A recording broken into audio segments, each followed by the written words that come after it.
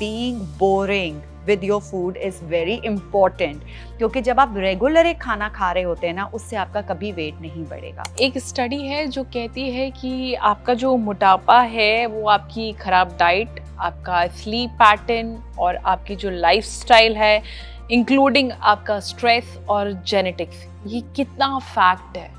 Lifestyle modification is the only answer for all your questions. ये बहुत अच्छी चीज़ है। I don't know why people are so scared कि हम ये फैट खाएंगे तो हम फैट हो जाएंगे। नहीं, बेस्ट डिटॉक्स होता है जब हमारे पास क्वालिटी स्लीप होती है। क्वांटिटी नहीं मैटर करता, but quality. How deep is your sleep? There is no shortcut for your weight loss. Shortcuts अगर आप लोगे तो वो आपको टेम्परेरी वेट लॉस इफेक्ट्स लेके आएगा, but it is not sustainable for your long run.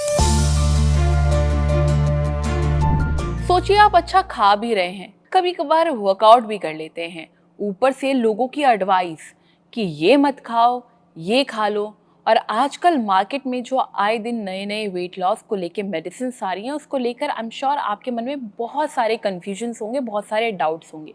और इसीलिए thehealthsite.com ने आज द हेल्थ साइट पॉडकास्ट के इस एपिसोड में न्यूट्रिशनिस्ट डॉक्टर पायल रंगर को इन्वाइट किया है। वेलकम डॉक्टर, जो आपके सारे डाउट्स क्लियर करेंगे वेट लॉस को लेके, क्योंकि लोगों के मन में सवाल होता है कि क्या वेट लॉस करना बहुत इजी है या बहुत टफ है, या फिर आपकी ओबेसिटी के पीछे वाकई में आपका लाइफस्टाइल है, या फिर आपका खान पान जुड़ा हुआ है, या फिर और भी कोई डिजीज़ है जिसको लेके आपके मन में बहुत सारे डाउट्स हैं जो आपको समझ में नहीं आ रहे। इसीलिए आज हमारे साथ न्यूट्रिशनिस्ट डॉक्टर पायल रंगर हैं। Welcome doctor.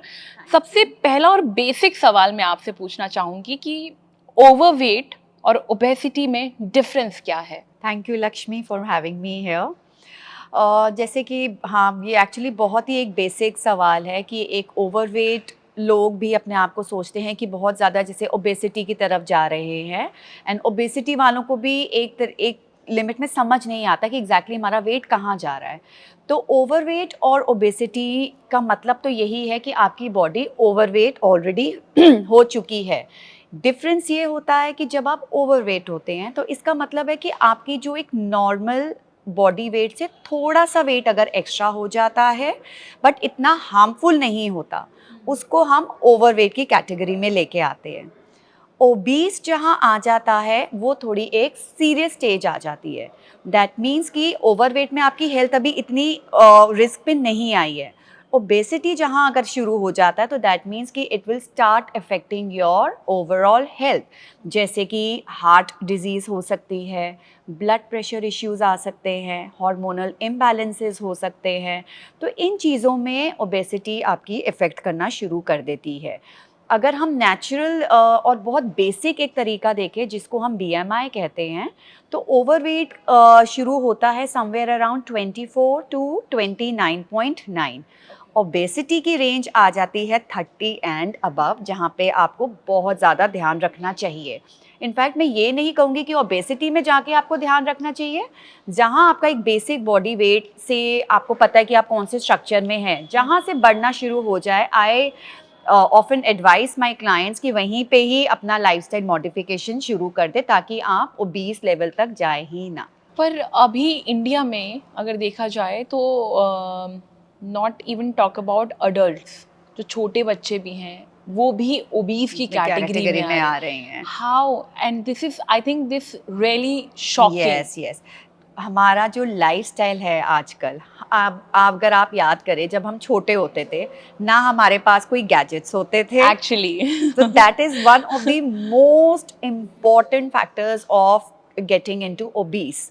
स्पेशली ये जो चाइल्डहुड वाली एज आ रही है, अब जैसे कोई बच्चा खाना नहीं खा रहा, मदर सबसे ज़्यादा क्या कर देती हैं, उनको सबसे इजी एक तरीका रखता है, साथ अपने आईपैड रखो, फोन रखो, फटाफट खाना तो बच्चा खा ले, और वो आई थिंक ज़रूरत से ज़्यादा खा लेता है। अब एक छोटा बच्चा, उसमें फैट सेल्स इतने हैं, अब जब आप उसकी एपेटाइट बढ़ रही है, वो क्यों बढ़ रही है? क्योंकि वो ज़्यादा फ़ोन और टीवी में इंट्रीग्ड हो जाते हैं बच्चे। तो चाइल्ड ओबेसिटी हमारे इसमें ज़्यादा देखने में इसीलिए भी आ रही है क्योंकि इस टाइम पे जो जितना एक्सेस है हमारे फ़ोन्स पे, हमारे टैबलेट्स में, हमारे आईपैड्स में और टीवी पे, वो हमारे टाइम से लेके अब तक बहुत ज़्यादा बढ़ चुकी है। जैसे कि मैंने कहा कि अगर बच्चा खाना नहीं खा रहा है, पेरेंट्स को, मदर्स को स्पेशली बहुत ईज़ी एक वे आउट मिल जाता है। उनके सामने फ़ोन और आईपैड रखो, बच्चा जल्दी-जल्दी खा लेता है। हाँ। अब बच्चे का दिमाग खाने पे तो नहीं लग रहा, वो कहाँ घुसा हुआ है टीवी और अपने आईफ़ोन पे जो गेम्स चल रही हैं, जो कार्टून्स आ रही है। उस चक्कर में वो क्या करता है बच्चा, 1 या 2 चपातीस की जगह 3 या 4 खा लेता है क्योंकि उसको पता है इतने टाइम तक मुझे फ़ोन मिल रहा है। तो उसकी एपेटाइट, जितने फैट सेल्स जितने हैं वो तो बढ़ेंगे ही ना, वो तो बढ़ेंगे। जितने फैट सेल्स बढ़ते रहेंगे उतनी भूख बढ़ेगी ही बढ़ेगी। फिजिकल एक्टिविटीज़ आजकल बच्चे बहुत लैक करते हैं। आप देखेंगे कि जो आउटडोर गेम्स हम एंजॉय करते थे बाहर गर्मियों बच्चे में नहीं भी, अब करते। बच्चे कहाँ करते हैं। तो उनको जो एक एक्सेस मिल चुका है ना फ़ोन्स के, छोटी-छोटी एज में हम उनको जाके फ़ोन्स वगैरह पकड़ा देते हैं। तो वो जो एक्सेस हमारा जो हो चुका है, that is the major reason of child obesity. Lifestyle is a big role, चाहे वो बच्चा है, चाहे वो यूथ है, चाहे वो बड़ा एडल्ट है। सिर्फ लाइफ़स्टाइल ही प्रॉब्लम होती है। तो आई थिंक मदर्स और पेरेंट्स को बहुत ज़्यादा एफर्ट एक लगाना चाहिए बच्चे में, उनको आउटडोर एक्टिविटीज़ के लिए बहुत इंकरेज करना चाहिए। और अगर जैसे स्पेशली लड़कियां हैं तो उनके तो और इश्यूज शुरू हो जाते हैं, जैसे कि पीसीओडी बहुत जल्दी उनको शुरू हो जाता है। रियली? यस, तो वो सिर्फ again it's lifestyle issue. PCOD से कोई बर्थ नहीं लेता, वो हमारा लाइफस्टाइल से ही लाइफस्टाइल। ये हार्मोनल इम्बैलेंसेस शुरू हो जाते हैं, तो विच रिजल्ट्स इन ओबेसिटी। और फिर जाके बच्चे जब बड़े होते हैं तो फिर आपको पता ही तो है। हमने बच्चों की बात कर ली, व्हाट अबाउट अडल्ट्स? Adults का भी I told।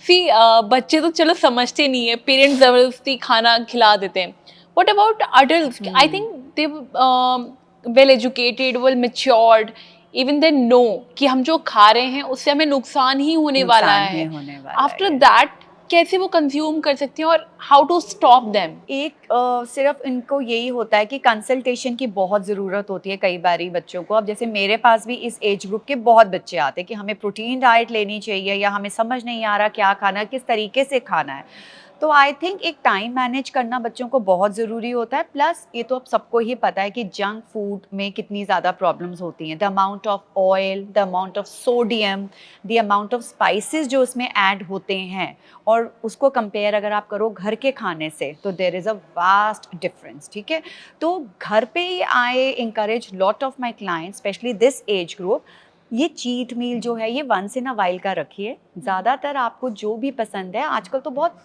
ईजी एक्सेस हो गया है, घर पे भी बन सकता है विथ हेल्दी इंग्रेडिएंट्स। तो घर का खाना any time is very very healthy, जिस पे मैं एक एम्फेसाइज करती हूँ। And I keep telling this generation also that being boring with your food is very important, क्योंकि जब आप रेगुलर एक खाना खा रहे होते हैं ना, उससे आपका कभी वेट नहीं बढ़ेगा। अगर आप बहुत ज़्यादा वैरायटी पे जाएंगे, ये भी खा लें वो भी खा लें, एंड स्पेशली आजकल के बच्चों का आपको अल्कोहल लेवल भी पता है किस तरीके से वो लोग ले लेते हैं, तो ये सारा इफेक्ट करता है आपके ओवरऑल हेल्थ में। तो it's not only weight gain but overall health में ये बहुत ज़्यादा इम्पैक्ट लेके आता है।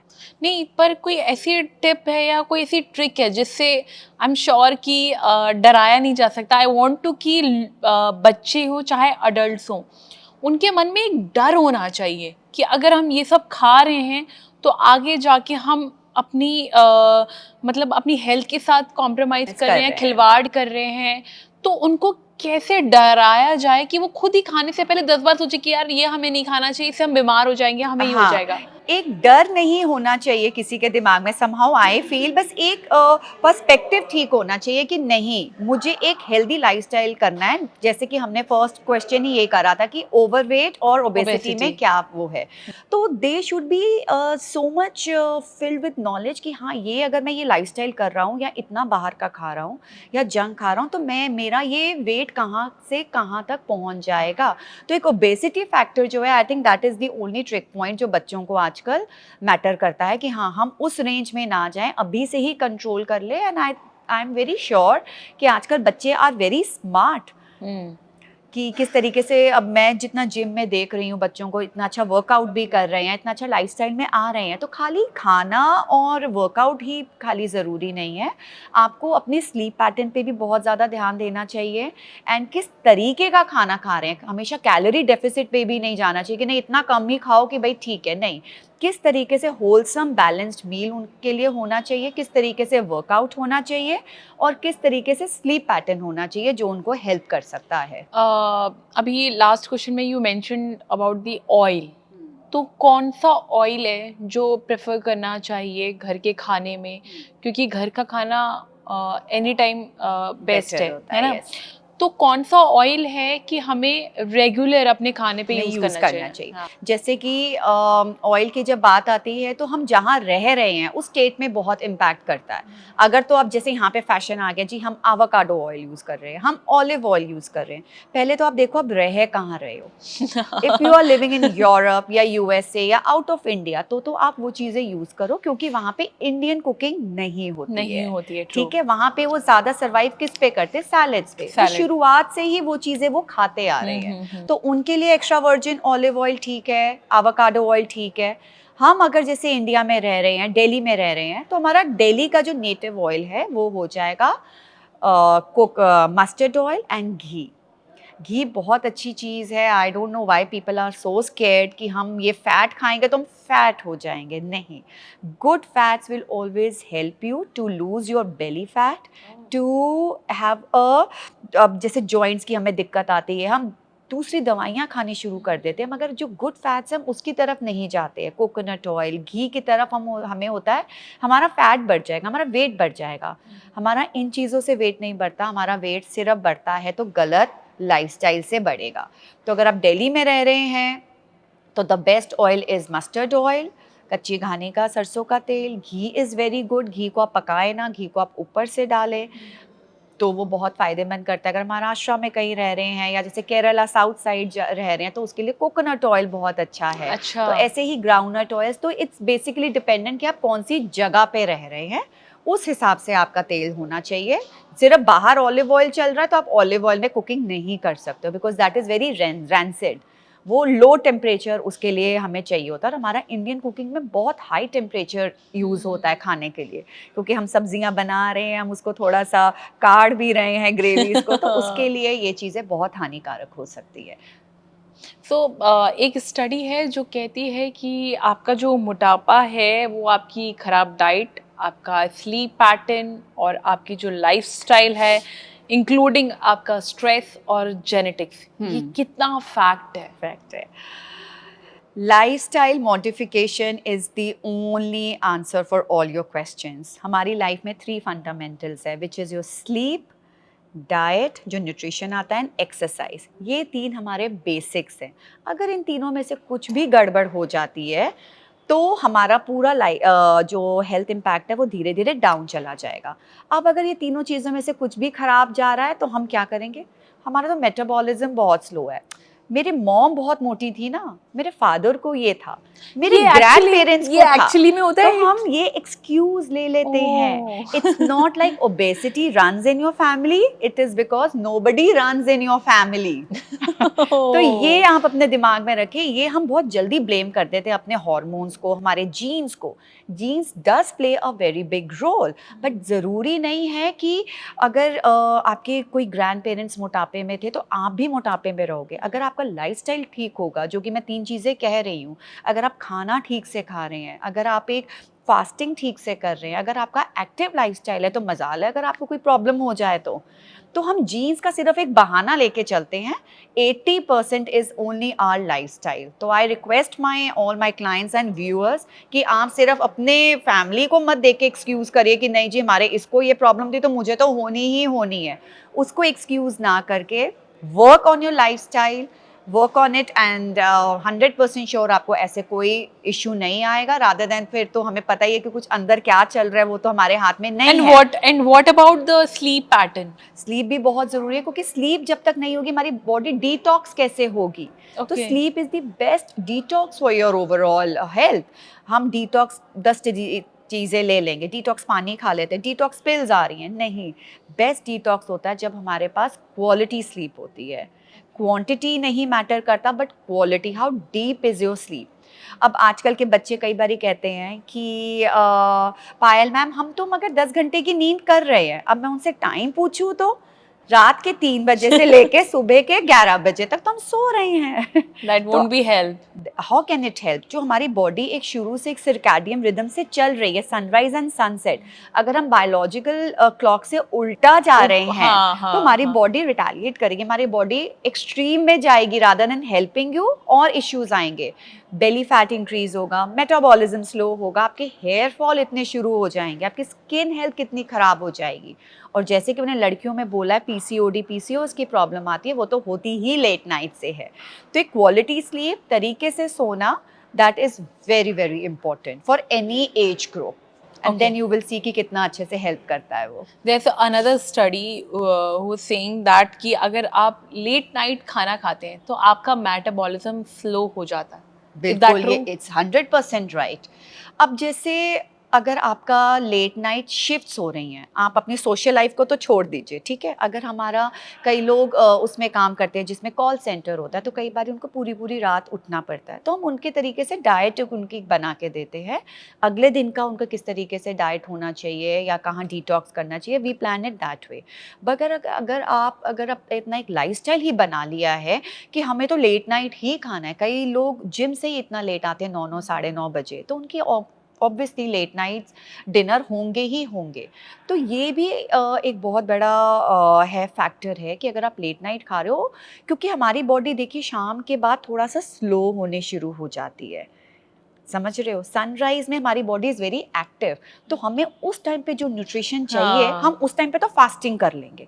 रात को जब हमें फास्टिंग करनी है तो नहीं जी, फिर तो हमारा सब उल्टा सीधा आ रहा है। तो मेन जो चीज़ में आपको वर्क करना है, that is not on in your mornings but at your evenings and dinner time.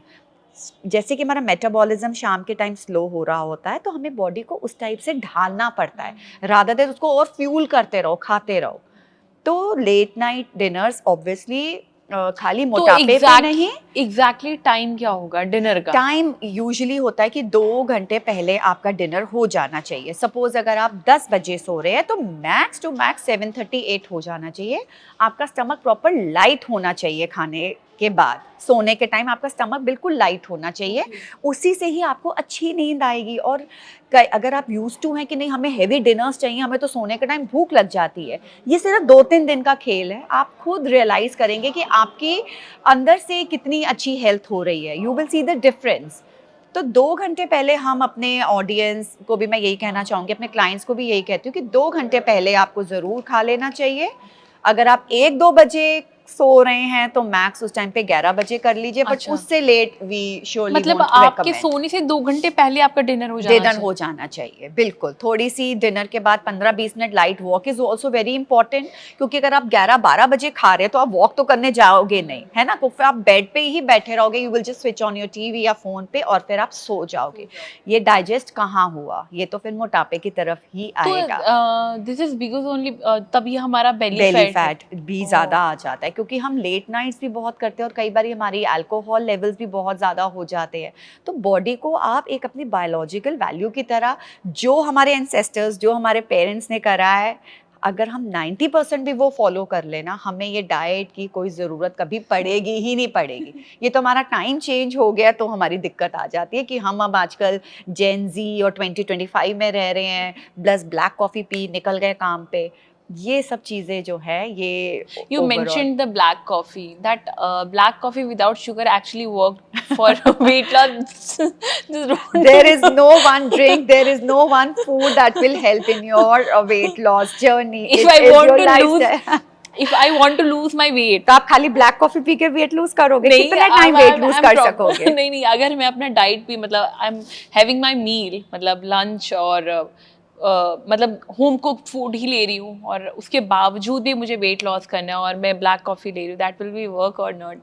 See my black personal coffee question. का भी हम बस यही करते हैं, जैसे मैंने कहा है, सुबह कई लोग सिर्फ ब्लैक कॉफी लेके कि हमारी फास्टिंग हो गई है, वो भी बहुत गलत है। Black coffee is not your fasting. और अगर हम सोचते हैं कि एक मील को रिप्लेस करके ब्लैक कॉफी पी लेंगे, हमें उस टाइम पे कैफीन तो मिल गई, and but we are mistakenly we mistake it as कि हमारा अच्छे से एक्टिव हो गया है, हमारा बीपी भी हमारा क्योंकि थोड़ा सा शूट कर जाता है, we feel good about it, but that's a very very wrong factor जो आप अपने आप लाइफ में कर रहे हैं। There is no shortcuts to a healthy lifestyle, there is no shortcut for your weight loss. Shortcuts अगर आप लोगे तो वो आपको टेम्परेरी वेट लॉस इफेक्ट्स लेके आएगा, but it is not sustainable for your long run. अब ब्लैक जैस कॉफी को आप वैसे यूज करिए कि हाँ, जैसे अगर मन कर रहा है आपका हाँ। पीने का, तो आप उसको वैसे यूज करिए, तो वो आपको इफेक्ट भी अच्छा देगा, आपका मूड एनहांस करेगा। पर अगर आप मील रिप्लेस करके या कि नहीं खाने के इमीडिएटली बाद में ब्लैक कॉफी पी लेते, तो मेरा फैट मेल्ट हो जाएगा, तो जो आपने खाना खाया वो उसके न्यूट्रिएंट्स ही एब्जॉर्ब नहीं करने देगा, ओके। क्योंकि it is so high in caffeine.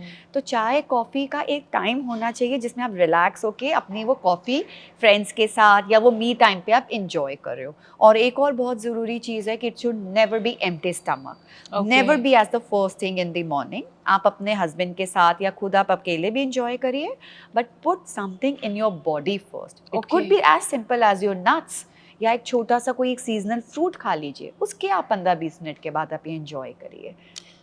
So there's a lot of medicines और supplements जो वेट लॉस करने में काफ़ी मददगार साबित हुए हैं, ऐसा बोला जा रहा है। एफडीए ने भी कुछ मेडिसिन्स को लेके, जैसे ऑर्ली स्टैट है, सेमग्लोटाइड है, ओजेम्पिक है, और अभी अभी एक और, Mounjaro। हाँ, मुंजारो अभी अभी मार्केट में आई हैं।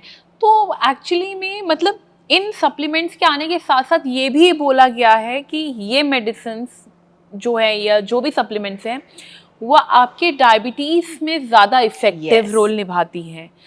और लेकिन ये वेट लॉस को कैसे लिंक कर रही है? और also I want to know कि अगर ये डायबिटिक में हेल्प करती हैं तो ये आपके वेट लॉस जर्नी में कैसे हेल्प कर सकती हैं?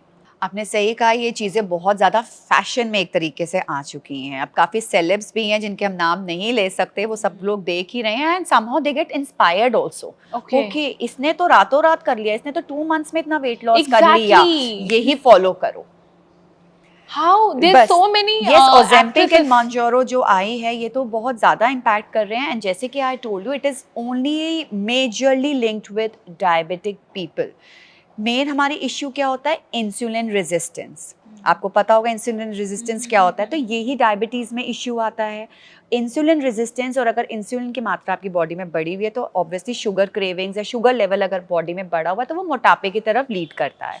ये जो अब आजकल की जो आई हैं ओजेम्पिक वगैरह, they are very very helpful, but only in morbid situations like diabetes.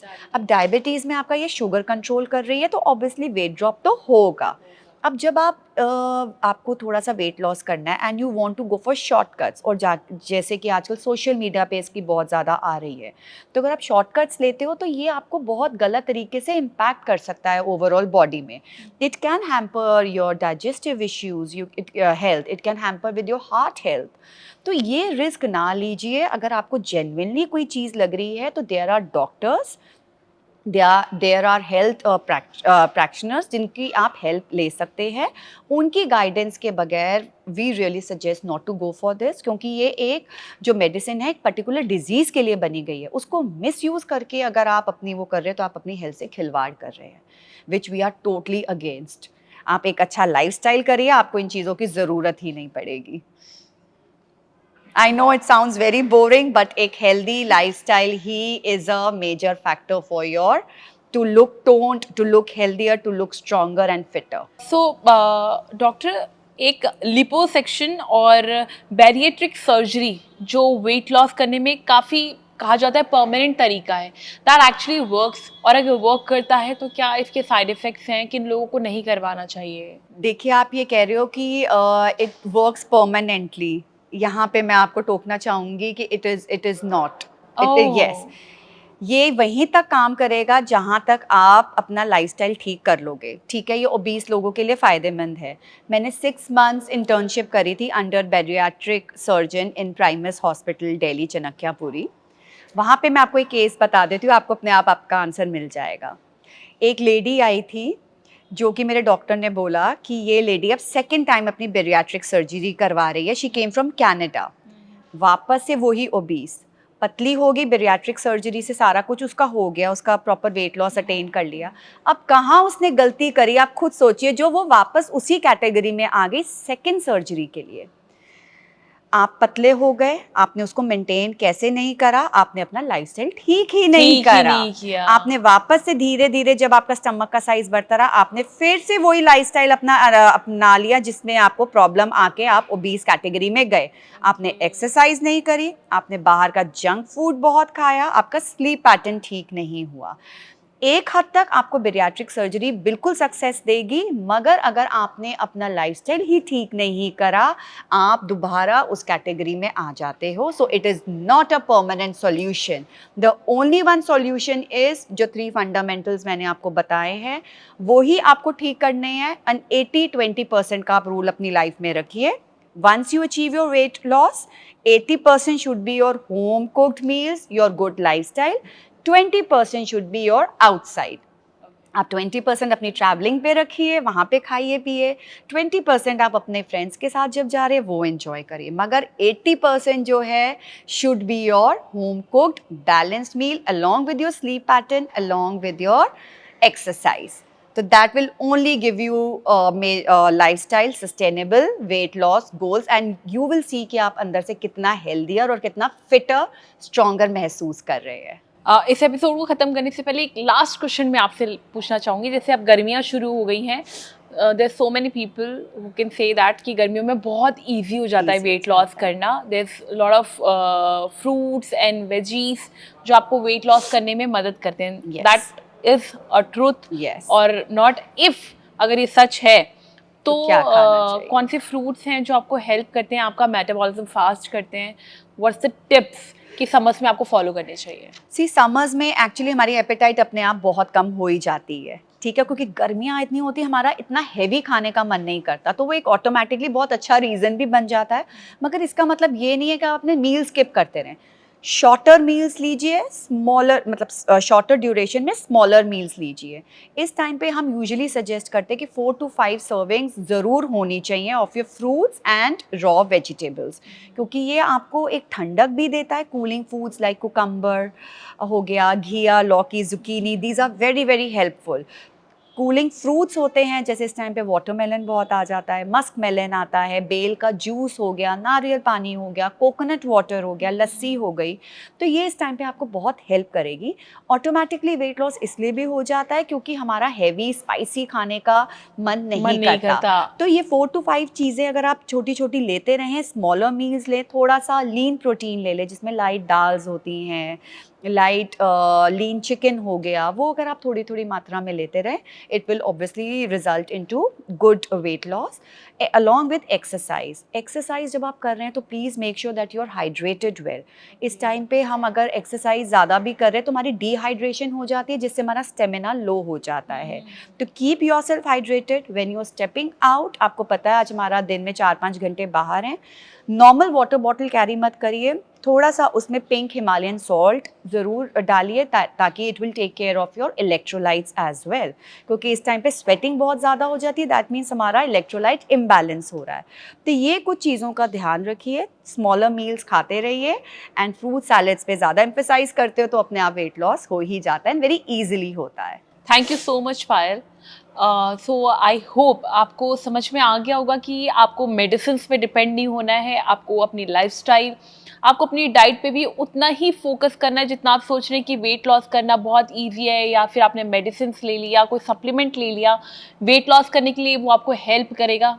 No, I hope doctor पायल ने आपको बता दिया होगा कि वेट लॉस करना कैसे आप इजी बना सकते हैं। अगर आपको इस वीडियो को लेकर कुछ और भी सवाल हैं जो आप पूछना चाहते हैं तो आप कमेंट बॉक्स पे कमेंट करके हमसे पूछ सकते हैं, और आपकी इस वीडियो को लेकर क्या राय रही है, ये एपिसोड आपको कैसा लगा वो भी हमें कमेंट बॉक्स पे आप कमेंट करके बता सकते हैं। और हेल्थ से जुड़ी इस तरह की और भी वीडियोज़ के लिए आप बने रहिए thehealthsite.com के साथ। Thank you doctor. Thank you so much.